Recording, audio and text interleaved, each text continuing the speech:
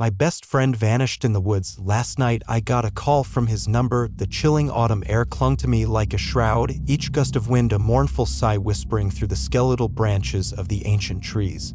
It had been exactly 1 year, one agonizing year, since Mark, my best friend since kindergarten, had disappeared without a trace in these very woods. The Blackwood Forest. Locals whispered dark tales about it, stories of shadows that moved on their own, of whispers that drove men mad, of a presence that preyed on the lost and the lonely. We, of course, had dismissed them as folklore, campfire stories designed to scare gullible kids. We were young, invincible, and believed we knew the woods like the back of our hands. We were wrong. Mark and I had a tradition. Every year, on the anniversary of our friendship, we'd hike to a secluded clearing deep within Blackwood, a place we called the Sanctuary. It was there, under the watchful gaze of a gnarled, ancient oak, that we'd share stories, reminisce about old times, and reaffirm the bond that had held us together through thick and thin. Last year, the weather was eerily similar to this. A biting wind, swirling leaves in a frenzy of color, and a sky cloaked in ominous gray. We had reached the sanctuary without incident, the familiar path winding its way through the dense undergrowth. We talked for hours, catching up on each other's lives. Mark had been struggling lately, burdened by a family crisis and a growing sense of unease. He spoke of feeling watched, of shadows lurking at the edge of his vision, of a constant, gnawing feeling that something terrible was about to happen. I tried to reassure him, attributing his anxieties to stress and fatigue. As dusk began to settle, painting the forest in shades of purple and gray, we decided to head back. The air grew colder, the wind sharper. The familiar sounds of the forest seemed to fade, replaced by an unsettling silence. It was then that we heard it, a low, guttural growl emanating from the darkness beyond the trees. We froze, our hearts pounding in our chests. I dismissed it as a wild animal, a bear perhaps, and urged Mark to stay close. We started walking again, faster this time, our eyes scanning the surrounding woods. The growl came again, closer this time, followed by the distinct sound of something moving through the underbrush. Panic began to set in. We broke into a run, our breath coming in ragged gasps. I glanced back and saw it. A fleeting glimpse of something large and dark, moving with unnatural speed through the trees. I didn't get a good look, but the image seared itself into my memory. A hulking shape with glowing eyes and a terrifyingly bestial silhouette. We ran, blindly, desperately, the creature hot on our heels. We stumbled, fell, and scrambled back to our feet, adrenaline coursing through our veins. Then Mark tripped. He went down hard, his ankle twisting beneath him. I stopped, hesitated, and then reached for him. "Go!" he screamed, his face contorted with pain and fear. "Save yourself." I couldn't leave him. I tried to pull him up, but he was too heavy. The creature was getting closer, its growls growing louder, more menacing. "I'm not going without you," I yelled, my voice trembling. He looked at me, his eyes filled with a mixture of fear and resignation. "Please, Jake," he pleaded. "Don't let it get you too." And then he pushed me away with all his might. I stumbled backward, momentarily disoriented. When I regained my balance, Mark was gone. The creature was gone. The only sound was the rustling of the leaves and the pounding of my own heart. I called out his name again and again, but only silence answered. I searched for hours until the first rays of dawn began to pierce through the trees. I found nothing. No sign of Mark, no sign of the creature. Just the cold, indifferent woods. The police searched for weeks, but they found nothing either. They concluded that Mark had likely gotten lost and succumbed to the elements, or perhaps been attacked by a wild animal. I knew better. I knew what I had seen. I knew that something unnatural had taken him. I was haunted by guilt, by the knowledge that I had left him behind. I replayed the events of that night over and over in my head, wondering if I could have done something differently. Could I have saved him? Could I have fought back? The months that followed were a blur of grief and despair. I couldn't sleep, couldn't eat, couldn't function. I lost my job, my apartment, my will to live. I was consumed by the mystery of Mark's disappearance, the horror of what I had witnessed. I spent countless hours researching the Blackwood Forest, poring over old maps, historical documents, and local folklore. I learned of ancient legends, of pagan rituals, of strange occurrences that had been reported in the area for centuries.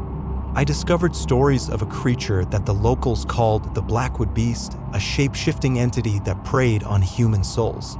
I dismissed these stories as superstition until I remembered the glowing eyes, the hulking silhouette, the unnatural speed. Could it be possible? Could the legends be true? I became obsessed with finding Mark, with uncovering the truth about his disappearance. I knew that the police had given up, that everyone else thought I was crazy, but I couldn't let it go. I owed it to Mark. I owed it to myself. And now, 1 year later, I was back in the Blackwood Forest, standing at the edge of the sanctuary, the place where everything had changed. I had come to pay my respects, to try and find some closure, to finally let go. But I couldn't. The memory of that night was too vivid, the pain too raw. As darkness descended, I built a small fire, the flickering flames casting dancing shadows on the surrounding trees. I sat there, alone in the cold, listening to the sounds of the forest, waiting for something, anything, to happen. I knew it was foolish, that I was probably wasting my time, but I couldn't shake the feeling that I was close to something, that the answer to Mark's disappearance was within my reach. I must have dozed off, because the next thing I knew, I was jolted awake by a sound. A faint, almost imperceptible sound, like a whisper on the wind. I strained my ears, trying to discern the source of the sound. It came again, louder this time, and I realized what it was. It was a voice, a familiar voice. "Jake?" The voice whispered, barely audible. My heart leaped into my throat. "Mark?" I croaked, my voice trembling. "Is that you?" The voice was silent for a moment, and then it spoke again. "Help me, Jake," it pleaded. "Please, help me." I stood up, my legs shaking, my mind reeling. It couldn't be. It was impossible. Mark was gone. He was dead. But the voice sounded so real, so desperate. "Where are you, Mark?" I asked, my voice barely a whisper. "I'm here, Jake," the voice replied. "I'm trapped. You have to find me." "Where?" I asked again, my voice rising in urgency. "Tell me where you are." The voice hesitated for a moment, and then it spoke again, its tone filled with fear and dread. "Don't trust the trees, Jake," it whispered. "They're not what they seem." And then the voice went silent. I stood there, frozen in place, my mind racing. What did it mean? Don't trust the trees? What was Mark trying to tell me? I looked around at the surrounding forest, at the towering trees silhouetted against the night sky. They seemed normal, ordinary. But then I remembered the legends, the stories of the Blackwood Beast, the shape-shifting entity that could transform into anything it desired. Could the trees be part of it? Could they be alive? I shook my head, trying to dismiss the thought as ridiculous. It was just the darkness, the fear, playing tricks on my mind. But then I noticed something. A subtle movement in the trees, a slight swaying of the branches, even though there was no wind. It was as if the trees were breathing, watching me, waiting for me to make a mistake. A shiver ran down my spine. I didn't like this. I didn't like this at all. I decided to leave, to get out of the forest while I still could. I turned to go back to the path, but then I stopped. Something caught my eye, a faint glow emanating from the darkness beyond the trees. It was a strange, unnatural glow unlike anything I had ever seen before. It pulsed with an eerie light, beckoning me towards it. I hesitated. I knew I should leave, that it was probably a trap, but I couldn't resist the urge to investigate. Mark's voice echoed in my head, "Help me, Jake. Please, help me." I had to find him. I had to know what was going on. I grabbed a burning branch from the fire and ventured into the darkness, the faint glow guiding my way. The trees grew denser, the undergrowth thicker. The air grew colder, the silence more oppressive. I felt like I was being watched, like countless eyes were peering at me from the shadows. The glow grew stronger, leading me deeper and deeper into the heart of the forest. Finally, I reached the source of the glow. It was a clearing, much like the sanctuary, but with a much more sinister feel. In the center of the clearing stood a single, massive tree, its trunk gnarled and twisted, its branches reaching up like skeletal fingers towards the sky. The tree was glowing, not with a natural light, but with an eerie, otherworldly luminescence that seemed to emanate from within its very core. As I got closer, I noticed something else. Carved into the trunk of the tree were symbols. Strange, unfamiliar symbols that seemed to writhe and twist before my eyes. They looked ancient, primal, like something out of a forgotten age. And then I heard it. A faint, rhythmic chanting coming from within the tree. The chanting grew louder, more intense, filling the air with an unsettling energy. I felt a surge of fear course through me, but I couldn't turn away. I had to see what was going on. I crept closer to the tree, my heart pounding in my chest. I peered into a large opening in the trunk, and what I saw made my blood run cold. Inside the tree, suspended in midair, was Mark. He was alive, but barely. His eyes were closed, his body limp. He was surrounded by the glowing symbols, which seemed to be pulsating with energy. And then I saw them. The figures. Cloaked in shadows, their faces obscured by hoods, they were chanting in a low, guttural language that I didn't understand. They were performing some kind of ritual, using Mark as the focal point. I realized what was happening. They were sacrificing him. To the tree. To the Blackwood Beast. I had to stop them. I had to save Mark. I charged into the clearing, brandishing the burning branch. "Stop!" I yelled, my voice filled with rage. "Leave him alone." The figures stopped chanting and turned to face me, their eyes glowing with an unholy light. They were not human. Not anymore. They were something else, something twisted and corrupted by the Blackwood Forest. They lunged at me, their claws extended, their faces contorted with hatred. I fought back, desperately, swinging the burning branch with all my might. I managed to fend them off momentarily, but they were relentless. They kept coming, wave after wave, their numbers seemingly endless. I knew I couldn't win. I was outnumbered, outmatched. But I couldn't give up. I had to save Mark. I fought with the ferocity of a cornered animal, my adrenaline pumping, my senses heightened. I dodged, I weaved, I struck with the burning branch, setting their cloaks ablaze. But they kept coming. Finally, one of them managed to grab me, its claws digging into my flesh. I screamed in pain, dropping the burning branch. The figures swarmed me, their claws and teeth tearing in my flesh. I felt myself weakening, my strength fading. I knew I was going to die. But then something happened. The tree. The glowing tree. It began to shake violently. The chanting stopped, the figures froze. The ground beneath my feet trembled. The tree emitted a deafening roar, a sound that shook the very foundations of the forest. And then the tree exploded. Not with fire, not with smoke, but with pure, raw energy. The figures were vaporized, their bodies reduced to ash. I was thrown backward, my body slamming against the ground. I lost consciousness. When I awoke, the clearing was silent. The tree was gone. The figures were gone. Mark was gone. I was alone. I sat up, my body aching, my mind reeling. I looked around, trying to make sense of what had happened. Had it all been a dream? A hallucination? No, it was real. I could feel the pain, the wounds on my body. I could still hear the chanting, the roar of the tree. I stood up, my legs trembling. I had to find Mark. I stumbled through the forest, calling out his name. "Mark!" I yelled. "Mark, where are you?" And then I heard it. A faint sound coming from the distance. A moan. I followed the sound, my heart pounding in my chest. Finally, I found him. He was lying on the ground, unconscious but alive. I rushed to his side, checking his pulse. It was weak but steady. I picked him up carefully and carried him out of the forest. It was a long, arduous journey, but I didn't stop. I couldn't stop. I had to get him to safety. Finally, I reached the edge of the forest. I flagged down a passing car and begged the driver to take us to the hospital. We arrived just in time. Mark was rushed into surgery, and I waited anxiously in the waiting room. Hours passed. Finally, the doctor emerged. "He's going to be okay," he said. "He's lost a lot of blood, but he's stable. He's a very lucky man." I breathed a sigh of relief. Mark was alive. He was safe. I had saved him.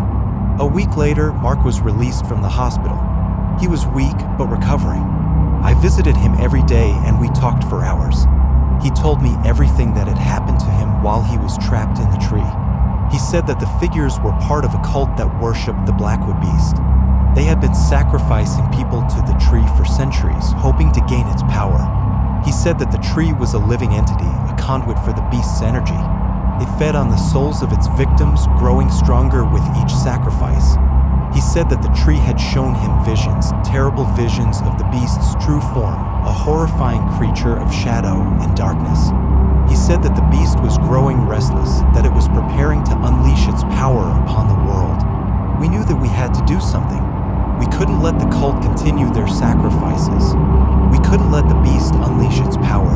We decided to go back to the Blackwood Forest to find the tree and destroy it. We knew it was dangerous, that we were risking our lives, but we had no choice. We owed it to the victims of the cult. We owed it to the world. We prepared ourselves as best we could, gathering weapons and supplies. We researched the cult, learning their rituals and their weaknesses.